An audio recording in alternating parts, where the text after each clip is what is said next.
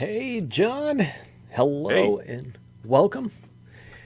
I'm Ed Charbeneau, and this is John Bristowe, my partner in Hello. crime, for another episode of Eat, Sleep, Code, the official Telerik podcast. How are you doing, my friend? I'm well. Very busy. Been doing a lot of been doing a lot of Java development, surprisingly, lately. Java development. Yeah, last month I was working on building GitHub Actions in TypeScript. This month I've been working on some integration with TeamCity in Java. So always willing to wear a variety of hats, so to speak. So yeah, that's how I'm going.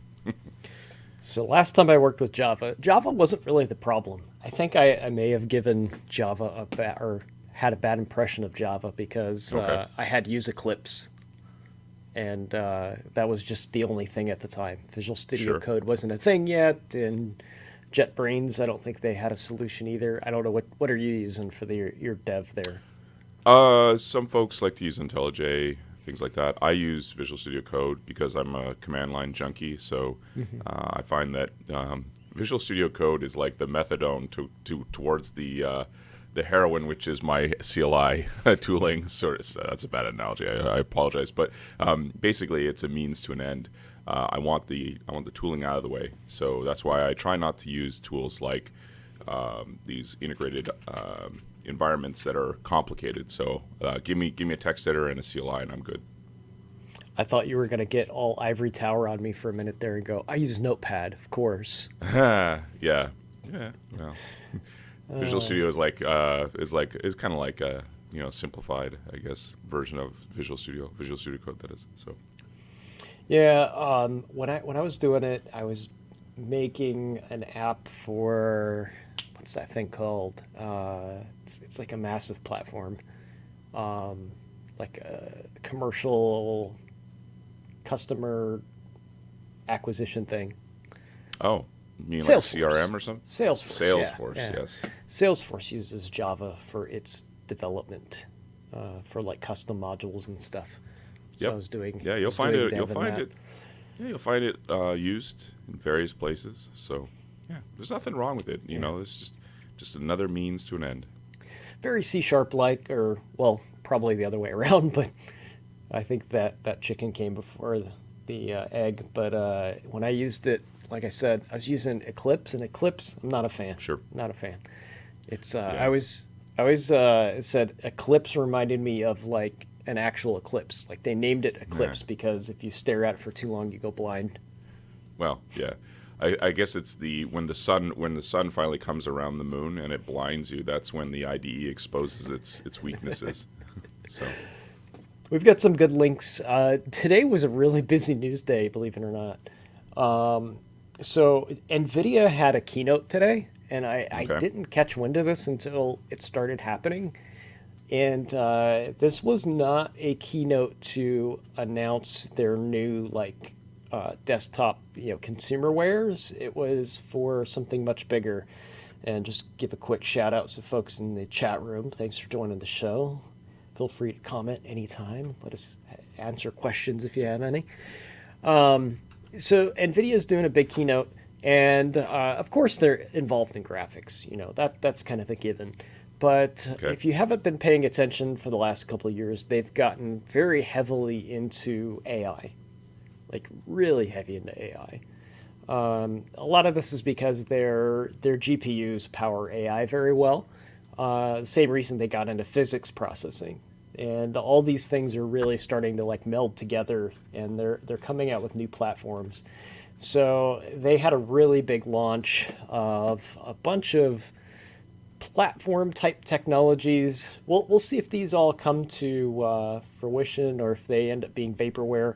But there was some really impressive stuff that they're trying to do, and I think they're trying to kind of rebrand themselves as this massive computing platform. So they had everything from supercomputers to digital platforms that are they called the Omniverse, and this blog post goes through like the entire keynote, so we'll scan past it. But they have this this thing called the Omniverse, which I thought was a really cool concept, and it's something that they're beta testing right now with some really big companies. And it's a trying not to get all the buzzwords in there, but it's basically a platform that lets you share 3D and simulation and AI all in kind of a cloud experience.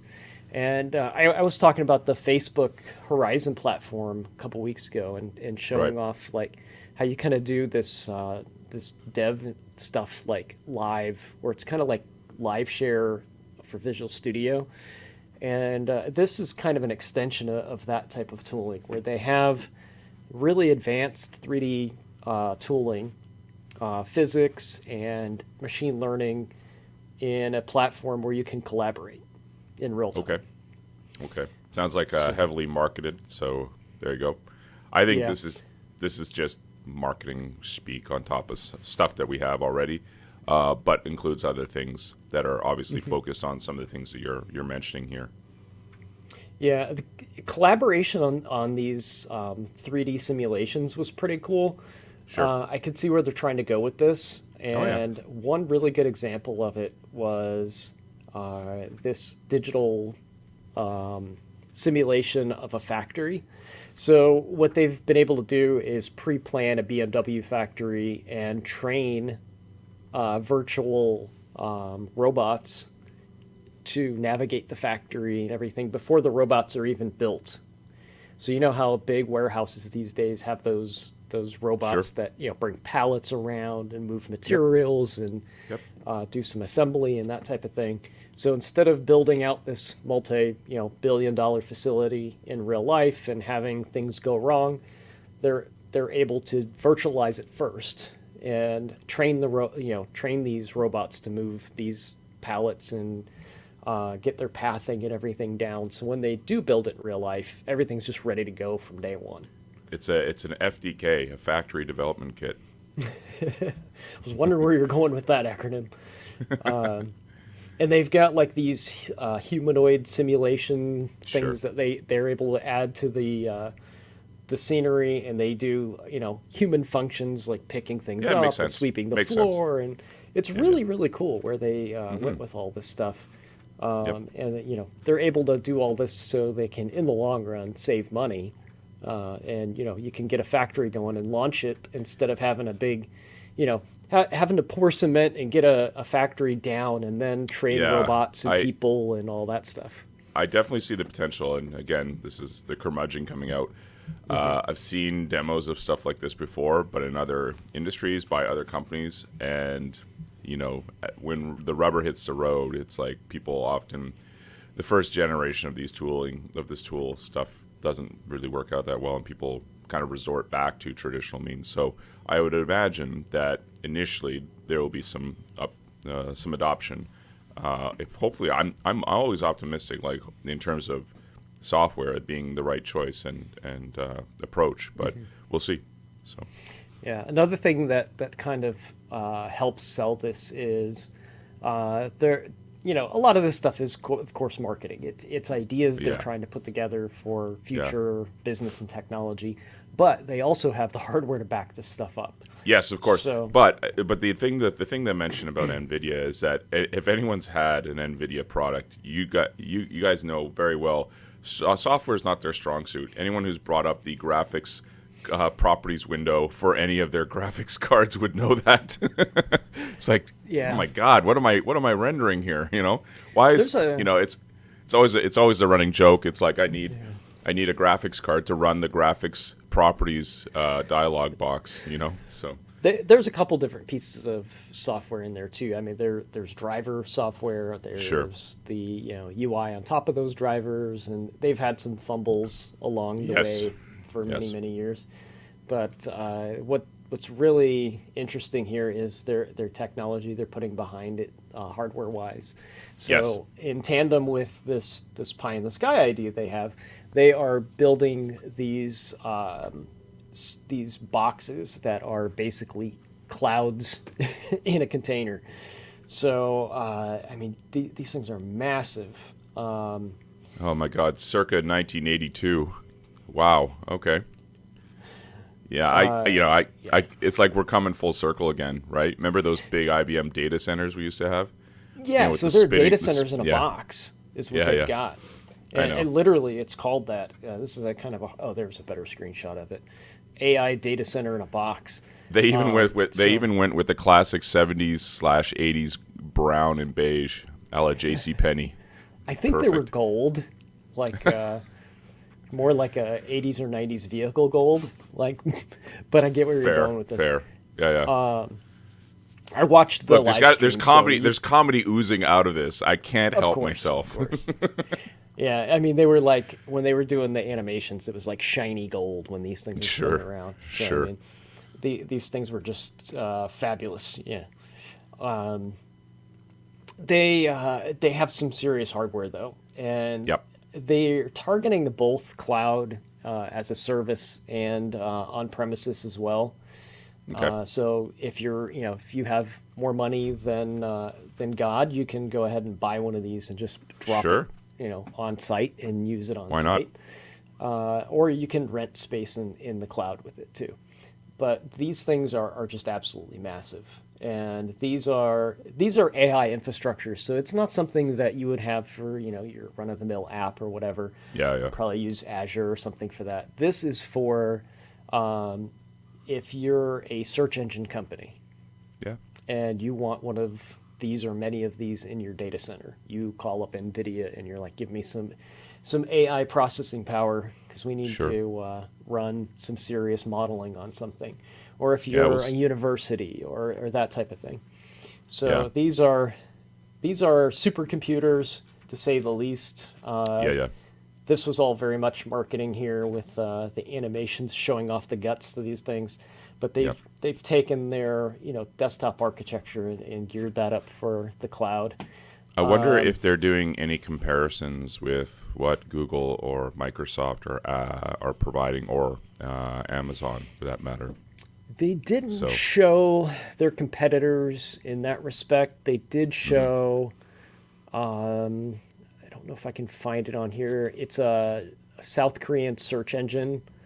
I can't remember what the name of it was, but they said they were deploying to them for their search engine. Sure. And they're in the process of building the world's fastest supercomputer by the Whatever. scale of Whatever. 2x. Yeah. Okay, fine, fair. So what's interesting about all this is they're not targeting the consumer market so much in the No, way that no, because the money's not there. The money's in the enterprise for sure. yeah, but even then, I'm sure they'll take anybody's money, but their target isn't so much like commerce and search and things like that, and it's more weather and science and Sure. biology and medicine and all of those type of things. So they're putting together a new supercomputer for that. So this was pretty much their entire presentation was about how Cool. they're looks like they're partnering with Google Cloud for AI on 5G. This is another thing I've seen being pushed by the big tech companies is they believe that 5G is going to be fast enough to stream things like real-time interactive video. So they're trying to get to the point where they can do, I think I might have talked about it on here before, where they can do things like real-time AR and VR without the hardware being on your face. So it's coming from the cloud. And, Cool. all you need is a thin client on your face And a lot of towers, because and a lot of towers. 5G's coverage is not great. It's Yeah, it's very, very high small. frequency, which means low transmission range. Mm. So that means lots and lots of towers all over the place. Yes. Let's see if there was anything else to pick out of this. There's of course some weirdness like AI that makes it look like you're always looking at the camera. Like I do this all Sure. the time. I've got you on screen too, so I have a habit of looking at your video. So this will correct my camera to show that I'm looking at the camera when I'm not. I think everyone needs to admit that they just end up staring at themselves. Yeah, I used to do that. You get over it after a while, but maybe, if you're still... Sure you do. If you're not just live streaming 24/7 like I've been. Sure. Cool. This whole digital twin concept, it was a little bizarre. So it goes back to like that idea of training the warehouse. This is...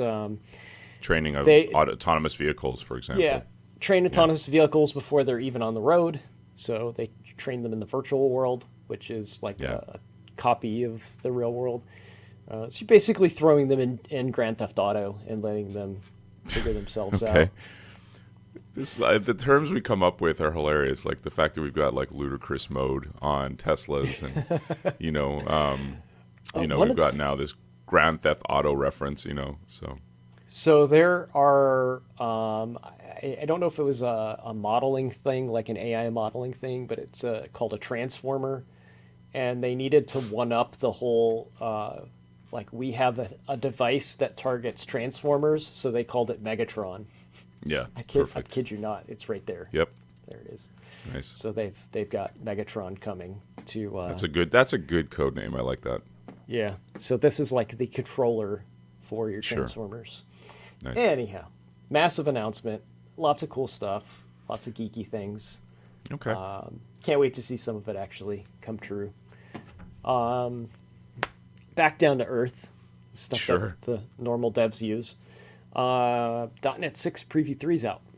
Yeah. So this dropped just Friday, I think it was. Thursday or Yeah, Friday. Richard Lander gets all the big announcements. So Richard's a good guy. He gets to write all the good announcements, and he's Canadian, so there you go. But .NET 6 obviously coming down the pipe, so to speak, and I think this is going to be the version that's going to make a lot of folks really happy. I think .NET 5 was, definitely got us over the hill, but now .NET 6 is, I think, adding a lot of really nice things to it. Of course, massive speed improvements yet again. I'll have to show you some of the compression stuff in here. This is just bananas. So that's .NET. This is ASP.NET Preview 3, which ships in tandem. Lots of improvements around support. Awesome. HTTP 3, smaller packages for all things Blazor and SignalR. There is hot module reloading throughout all of the ASP.NET ecosystem, not just Blazor. I like it. Yeah. So they actually retooled MVC a little bit to allow support for this, which is what this next bullet point is. This is actually the underlying pins that support this in MVC. Yes. And then, of course, this save the best for last, I suppose. Blazor WebView for WPF and WinForms is out.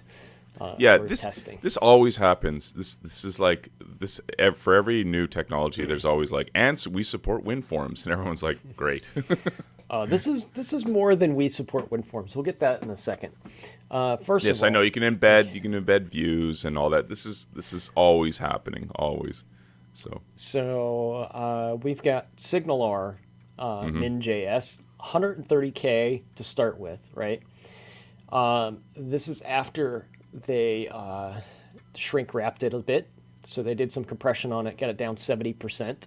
And then on that, they ran Brotli compression, and that 130K is now 10 kilobytes. I mean, we're grasping at hairs here. I mean, 130K these days, we're talking, we just got done talking about 5G and doing like real time like AR and VR. But we're going to nitpick this 130K down to 10 kilobytes. But that is so awesome that they were able to do it. Yep. Cool. Blazor server, same situation, 210 or 212 kilobytes down to 28. So those things are just not even, those are rounding errors now. HTTP 3, which we haven't seen like a really wide adoption of HTTP 2 yet, but it's good to know it's there. Actually, that is changing quickly. So, is it? Yes. Good. Very good. That sort of stuff is happening, and not a lot of people are talking about it, but it is happening fast. Hot module reloading, that is absolutely impressive. They've come a long way. We've got a video here that we can talk through. So you've got a running Blazor app, and you've got the counter counting up, and in the middle of it counting, you change the count by value, and it just continues to count up by the new count by value. So I mean that's pretty impressive. It's able to patch as it's running. True hot module reloading there. It does CSS detection as well, which is super helpful. You can kind of get these tools through the browser, but they're always a little clunky. This lets you make those visual changes on the fly and see it reload without having to touch anything or refresh the screen. The reality is things are happening behind the scenes. It's very much ignore the man behind the curtain. Yeah, definitely. Blazor WebView. This is going to, in my opinion, allow people to migrate to Blazor. So this is a special web view. It's not just a traditional web view, but a specialized web view that you put in your Windows application, WPF and WinForms. You hook it up to some Blazor code, and it becomes one with your desktop application. So this allows, has underlying services that allow Blazor to do native desktop things, talk to your registry, download files, go do file I/O, all that good stuff, authenticate, things that people really wanted out of Blazor, but the web in general doesn't let you do that type of stuff. So this is kind of twofold. It gives you that access that you want, and it gives you a transition to web technology if you want to head that route. Yep, classic playbook. Classic. I've seen this over and over and over and over. And this is the same thing Google is doing, by the way, with Flutter. So they have something very similar to this with Flutter. They're looking at write once, build everywhere again. With Flutter, it does web, desktop, mobile, and it looks like Blazor will be able to do that as well with .NET 6. Great. Very cool. I can't wait to see where that goes. And speaking of Blazor, BUnit, the one and only magnificent testing library, is now 1.0. So this is a community project that is built by mainly one person, and they've done an absolutely fantastic job. So Eagle Hansen, Microsoft MVP, put this together. He's been building it for probably a year or greater, and he's finally hit 1.0. So I just wanted to share that and give him a little congratulations on that. Awesome. Oh, John, where have we gone? Yeah. So we've talked about source generators before. Source generators are this new feature of .NET 5, which basically allow you to do source injection or generate code, basically, and then make that available as part of your environment during the processing part of your code. And they offer a little bit of power and flexibility. And so this is basically a blog post that talks about the pain points of having source generators integrated. These are the sort of warts of source generation. And so don't look at this and say, don't use them. They actually do serve a very good purpose. But these are some of the things that you may encounter. So, debugging these things can be a little bit tricky. No async and await, and then also what are called these transient dependencies, where you have these lists as part of the package. But at the end of the day, I mean, the end result is that this person was able to utilize source generation very, very effectively and actually reduce the amount of code that they had as part of their project. I think they had about 65,000 lines that were removed in replacement of about 600 lines of source generation. So they were able to basically get a big bang for buck, a 10x improvement on just the amount of code that's in there to maintain for generating, obviously, a lot of code that can be very, very robust. So just something to be aware of if you're looking to go down this route. Obviously, hopefully, the tooling around this stuff will get better. But source generation, code generation, I think is making a comeback, and I think there's a lot of folks who want to get off T4 and these sorts of other technologies and use something a little bit more robust. And so source generation is definitely one route. I know that people have been utilizing source generation on the API side quite extensively. I think this is a good thing, and I think going forward there's going to be some interesting projects come out of this. So I have dabbled as very recent, and I can validate these pain points. So I actually have an additional one too that wasn't mentioned here. So I tried this out, and it's really cool what you're able to do. One of the things that I didn't know that was capable with these source generators is they can do more than analyze C# code.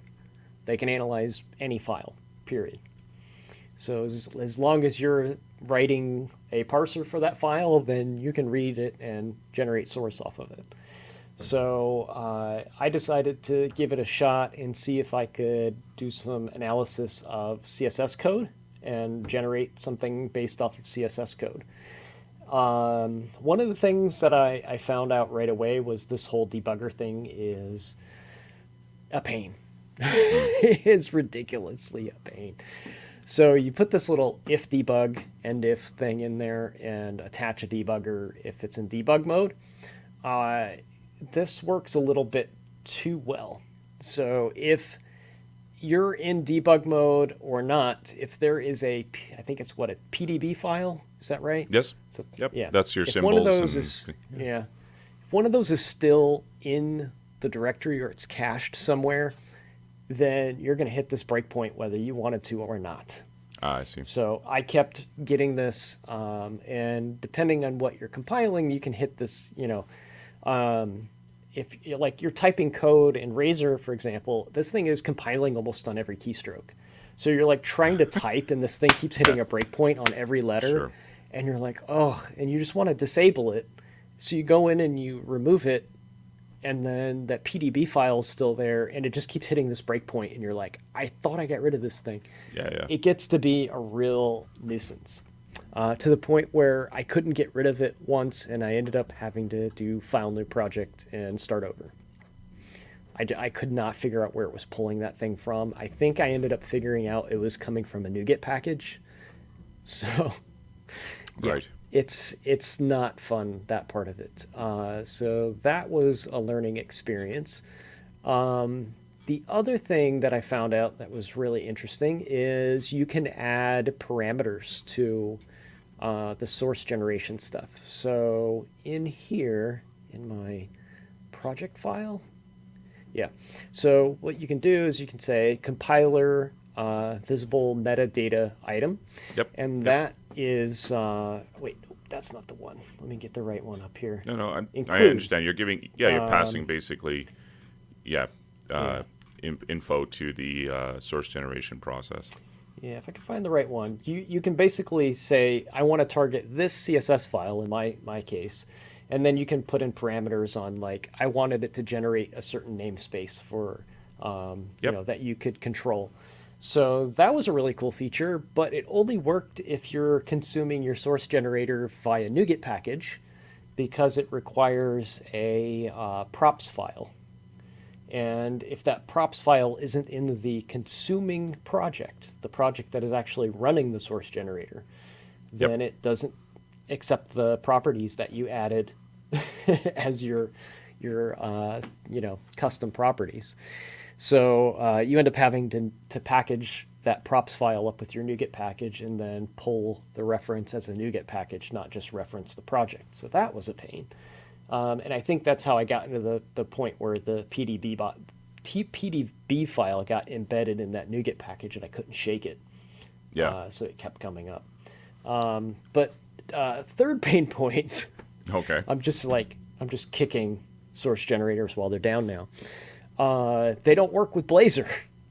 So the whole point in me doing this experiment was to create something for Blazor. They do not work. Blazor components are using source generators too. So there's like a race condition that happens. It doesn't run the correct generators in the right order. So you get compile errors in weird places. So for example, I could use my source generated code in a markup of a Razor component, but I could not use it in a code block or a Okay. CS file of a Razor application. Okay. So I think it's because the markup gets source generated. So by the time that markup gets source generated, your source generator has finished running. However, it does work in .NET 6. So I tried the preview .NET 6 and my source generator worked fine. So not all was lost. Yeah, I'm wondering if it's a chaining mechanism, like you need one to run before the other, and if Yeah. I don't know if source generation supports that or not. I'm assuming it does, but basically it's like a pipeline of source generation that you need to follow. Yeah, it seems like it's a known issue. They figured it out and Okay. fully implemented it in .NET 6, but partially in .NET 5. So All right. it was a Sounds new good. feature for .NET 5. So it was kind of a will it, won't it type situation, and it did not. So yeah, great post. I think I added about 3 more bullet points to it. When you're on the bleeding edge, it hurts, right? You're going to Sure. bleed a little bit. Yeah, you're gonna need some aftershave, that's for sure. Yeah. I deserved it for what I was doing anyway. I was trying to look through your CSS files and pull media queries out and give them strong types in your application. And I'm not sure that's the right route to do, but some people like the idea, and I personally was more like, wasn't should I do it, it's can I do it? And I could, so I thought that was pretty cool. Yep. Behind GitHub's new authentication token formats. What's this about, John? Yeah, so basically, for anyone who's integrated with, actually, well, given the fact that GitHub is immensely popular and people use it all the time, these tokens that you have to use sometimes to integrate with GitHub, probably the most apparent scenario you may see is when you're using actions. So for, you've got a repo, and on pull requests or on pushes, you want to make sure that you build something and then you put those artifacts somewhere. Very, very common. GitHub actions are the lifeblood, basically, of what makes GitHub awesome. And for those purposes, you need to use tokens in order to do things against repositories, and those are stored in secrets, et cetera, et cetera. And so that's not the only reason why you'd use GitHub tokens, by the way. But that's probably one of the, if you're running a repo, that's probably the first time you'll see it. There are other reasons why you're going to, obviously use GitHub tokens. And so one of the things that they've made a change to is to update the way in which those tokens are represented. So those token types, they range from a variety of things, but basically they put a prefix on top of the token type description. And the reason why they've made this change is to be a little bit more, they can utilize some of the security capabilities of their platform to identify potential leaks, for example. They make them a little bit more robust. But basically they're articulating these changes early so that people can be aware of them and that people can make a transition over when they're generating.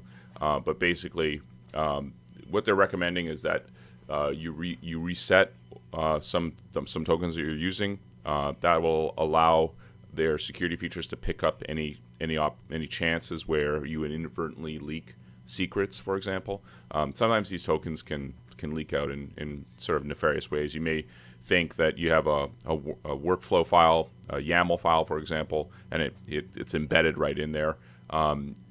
To make it easier for GitHub and its background processes to identify them, for example, it will go ahead and put these prefixes on there. So long and short of it is just it's a minor change to a problem that could potentially be big for organizations, but in the end, it's going to be a good thing. Very cool. Yeah. I haven't got to the point where I use these processes too much. I need to learn more about it, but I'm not so Sure. much the DevOps It's- person. Yeah, it's not hard. Like when you run a repo, most people just do it as a source code repository, meaning check-ins, checkouts, etc. Keep a list of change sets, etc. But then once you start getting your project starts to get a little bit more mature and you have more contributors onto the project, you then think, well, there's things that I could be doing, right? Like I could be running tests, I could be, doing linting, I could be doing a whole bunch of things. And these things are really easy to start integrating with, and that's what Actions provides. It's basically a means of getting into the CI/CD sort of workflow of source control. And they've got a ton of actions. There's like 8,000 actions available. Yeah, that's what I was writing last month. I wrote four last month actually. So I need to find out how you build NuGet packages and things. Super easy. They've got actions for .NET, the CLI. You can do packs. You can do all kinds of stuff. It's super easy. Yeah, I've got a couple. And it will generate all kinds. These actions are awesome because they'll generate like change logs. They'll push them to locations. It's easy. Yeah. And once you've got it laid out there, when you create a new release, for example, in GitHub, you just say create a new tag, new release, go. It does all the work behind the scenes, creates a new update. You can push to NPM. You can do all kinds of stuff. So. Yeah, I've got a few NuGet packages that I'd like to be able to just upload. Yes. And into GitHub and have it automatically create the package and register the latest update. Yeah, those are easy to do. You just have artifacts and you generate new releases, and as soon as you do a push, it does all the magic, and easy peasy. Easy, he says. Easy. Yep. Oh, it is. It's not hard. It's just YAML. Just make sure you get your indentations right. Have a ruler, all that sort of stuff. So have a ruler. Just white it out if it's wrong. Sure. No, it's the indentation always screen, gets you on the YAML files. It's like one space, and you're like, ugh. Yeah. Those indented languages I always found rough. Some people love them to death. Whatever. OpenJDK.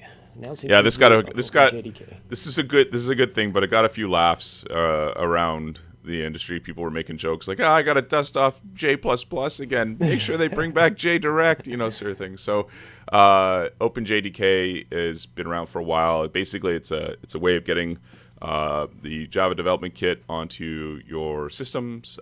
These are published basically, and Microsoft's got now it's publishing now OpenJDK binaries and builds. Yes, I know. Thank you. Eclipse, we got it. Jeez. It's fine. It's fine.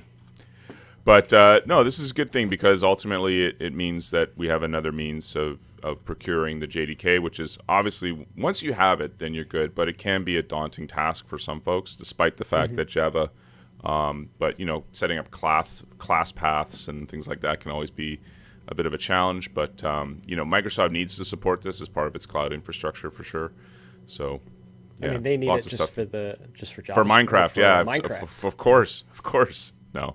Can't forget about Minecraft. Yeah. Big so part of Microsoft for no other reason that this got a few laughs, it's a good thing, I think. And, I think that, making sure that these systems work and work well on platforms that people are targeting is an important thing. Cool. Gradle released 7. Yeah, so this is for Gradle 7, which just shipped. So some people love Gradle, some people hate Gradle. Gradle is part of your build environment that there's a variety of build environments. Maven's another one. This is all Java. So again, with the Java theme. This is the one that Google espouses, but basically version 7.0 is released. It's got the big change here is an improvement to builds. One of the advantages of Gradle is being able to compile files sort of like as multiple builds at once, simultaneous builds, etc. Which people do comparisons between things like Maven and Gradle all the time. It's used heavily in the Android space, so if you're targeting Android, you'll utilize Gradle. I bumped into it there a few times. Sure. So some people like it, some people don't. Fair enough. But just as an FYI, 7.0 is dropped, so check it out. So Progress is holding a hackathon. It started today, but it is not too late to get in there and sign up and join us. It is going on for 42 days. So it's quite a long hackathon. Yep. This is called the Worthy Web App Challenge because we're looking at building a web application that does something for the good of humanity, right? That's kind of the theme of the hackathon. I love hackathons that have a strong theme because it gives you kind of a box that you need to think outside or inside of, Okay. however you want to glass half Yep. empty or full that one.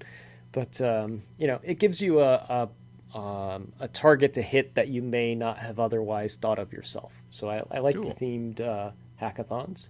So make sure you check that one out. Are there any requirements or anything like this that, obviously a worthy web, et cetera, but what are they giving any suggestions or requirements or anything like I that? think we have some blog posts that went up.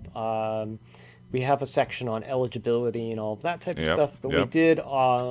we did have a pretty strong list of I think I ideas saw that it people early. could use. I think best use. Okay, here we go. Best use of Blazor, can do UI for Angular, React. Okay, cool. Yeah, so you could choose your favorite web framework, Blazor, Angular, React. And we have different prizes for different aspects of those things. Yep. Other things like best mobile solution, best use of reporting, Test Studio. Pretty much our entire DevCraft line of tools is up for grabs. And you can, get a license to work with the hackathon, and then you can win a license and win some big prizes as well. So it's a really cool hackathon that we're holding. And again, the deadline to submit your app is May 24th. So you have plenty Okay. of time, even though it started today. You can get in there and jump in Nice. right away. We have a Slack forum set up to answer questions and all that type of thing. Cool. So make sure you check us out. Also, this channel, Code It Live, we took the theme colors, or I took the theme colors, and I rolled those into a Visual Studio Code theme. John's good. so amused by this. I'm waiting. Yeah, for yeah. Wow. I can feel the headache come on. It's very Perfect. meta. Yeah, very. So we have a look and feel here at the show, and I thought we'd celebrate that by creating a theme for the show. And, Look at Alyssa's face. I love it. oh, She's like, that's I love great. this. That's the best GIF ever. Yeah. Yeah, You I guys was are like, crazy. I said, can I use this GIF? And she's like, of course. It's so awesome. That's hilarious. So we're building a light theme version of this too, by the way. Oh, good. Yeah, just what I wanted. Let's make sure we add some sepia tones to that perfectly. Yep. Awesome. Oh man, what type of old man theme do you use, John? I don't know. Like black and white. I don't know. God. Do you do monochrome black and green? Do you feel Sure. like Yeah. Black old on, green days? text on black background. Yeah. Yeah. Living my War Games moment. Yeah. Perfect. Oh, man. I thought this was very meta though, because a lot of I times can't we're on believe you shows. did this. Yeah. Yeah. Why? We're I on don't know, shows and just- we're live coding, and people Sure. jump in and they're like, "Hey, what theme are you using?" Well, now we Oh, have okay. something very meta. And we're like, "Hey, we're using our theme with our theme colors." And Oh, wow. All right. yeah, I mean, Like I it. use I had my own personal theme that I used for a long time, and I got a lot of questions about that one. So I figured, why not take the Code It Live theme colors, roll those into a Visual Studio theme, be super meta about the whole thing, and we're rolling that one out. We're gonna do a light theme. We might do like a Ninja Kondoka theme as well. So Okay. Yeah. Yeah. fun stuff. Yeah. Cool. It's I a like lot it. of fun. And then finally, this is a YouTube channel that I have Oh, I been love it already. binge I can tell watching. what this is. I love it. It's awesome. This guy is amazing at telling you all about the Collision classic, detection and yeah. yeah, any classic console. It's mainly Nintendo stuff and some of the Yep. old arcade machines. This is so cool. Because when I was a kid, I always wondered what went into all this stuff. This guy Sprites breaks and- it down. He works with like emulator developers and Sure. people dump their ROMs and stuff like that. This guy digs Yep. through the source code and works with people on the web to kind of comment and decipher what they found, and then he explains how these games were not only just made, but there's like legendary like glitches and things that happen Oh, in these yeah, yeah, games. yeah, yeah. And Yeah, he digs into why they happen. A lot of it's a bug in the code where they're like, nobody will ever collect 255 items. And then, like, there's this game breaking bug that happens when you collect sure. 255 items. Yep. He geeks out over this stuff, and Yeah, I eat up every Crash minute. Bandicoot, I think, was one of the ones that I remember. I know Mortal Kombat did some things back in the early days. You have to remember, like, a lot of these guys ran on arcade game systems that were not heavily powered, and so they had to do things that clearly violated. Like they would go through and discover what were the capabilities of like some of these console systems, and they would just totally do things that were totally like not accepted on the console. Like you're like trying to hunt for hidden APIs the whole time, and you're basically hoping that there's something there that people can leverage. And so this is talking, I guess, about all that stuff. And it also reminds you of how good we have it now. Like managed languages like C# and Java. They are not of the same engineering culture that this stuff is. So the one I just pulled up here, for example, was just phenomenal. Sure. It tells you how Yep. they managed to pull off parallax scrolling in these games. And this is going to get you in deep fast. I mean, it's going to talk about memory Character addresses. sets. And, Yep. Character sets and yep.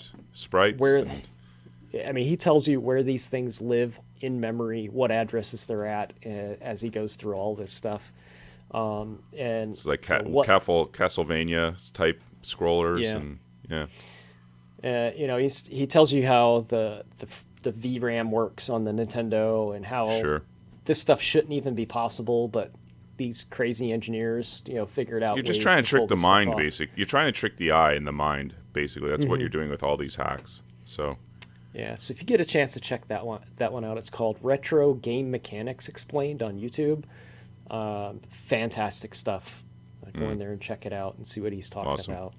Love it. I absolutely love this channel. Like I watched a pile of it this last week.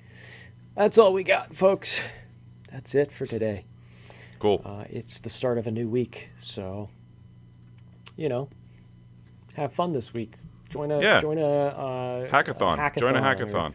That's right. visit us here on this channel. If you're watching the channel in the middle of the week and you decide you want to join the hackathon, just ask one of the show hosts here, and we'll direct you to where to find it again. And join us here all week. I have a show on tomorrow. Actually, I've got Chris DeMars. He's a super brilliant front end guy that does a lot of HTML and accessibility.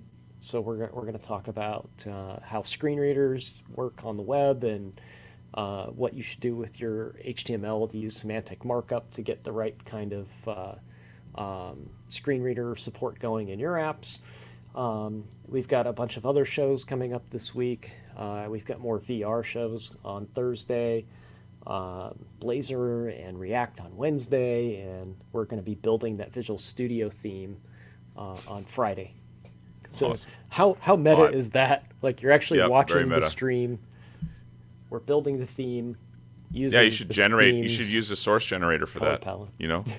Just go super. Just go super meta. Yeah. All right, John. I'm gonna let All you right. go, my friend. All right. If you get a chance, tune in, hit the little follow button, and we'll see you this week. Take care. All right. Take care, everyone.